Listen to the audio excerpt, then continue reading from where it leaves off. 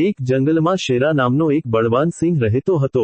તે પોતાની તાકાત પર ખૂબ ઘમંડ કરતો અને રોજ નાના મોટા પ્રાણીઓને હેરાન કરતો.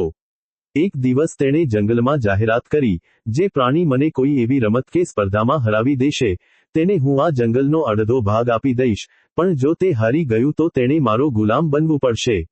સિંહની તાકાતથી ડરીને કોઈ આગળ ન આવ્યું. ત્યારે ચીકુ નામનો એક નાનો પણ બુદ્ધિશાળી સસલો આગળ આવ્યો. સસલાએ કહ્યું, મહારાજ, મને તમારી સ્પર્ધા મંજૂર છે. રમત એ છે કે આપણે બંનેએ આ સામે દેખાતી નદીમાં સૌથી લાંબો સમય સુધી એક પગ પર ઊભા રહેવાનું છે. સિંહે હસીને કહ્યું, બસ આટલી નાની વાત? હું તો આખો દિવસ એક પગ પર ઊભો રહી શકું. સ્પર્ધા શરૂ થઈ. સિંહ નદીના ઊંડા પાણીમાં જઈને એક પગ પર ઊભો રહ્યો, પણ તેનું વજન વધારે હોવાથી પાણીના પ્રવાહમાં સંતુલન જાળવવું ખૂબ મુશ્કેલ બની ગયું.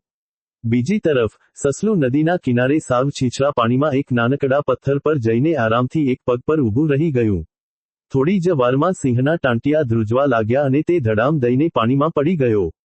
સસલું હજી પણ આરામથી એક પગ પર ઊભું હતું. સિંહ પાણીમાંથી બહાર આવ્યો અને શરમાઈને બોલ્યો, ચીકુ, તું મારી તાકાત સામે ખૂબ નાનો છે, પણ તારી બુદ્ધિ આગળ હું હારી ગયો. તે દિવસ પછી સિંહે પોતાનો ઘમંડ છોડી દીધો અને જંગલના પ્રાણીઓને પરેશાન કરવાનું બંધ કરી દીધું. આ વાર્તા આપણને શીખવે છે કે શારીરિક તાકાત કરતાં બુદ્ધિ અને ચતુરાઈ હંમેશા ચડિયાતી હોય છે. ગમે તેવા શક્તિશાળી વિરોધીને પણ બુદ્ધિના ઉપયોગથી સરળતાથી હરાવી શકાય છે.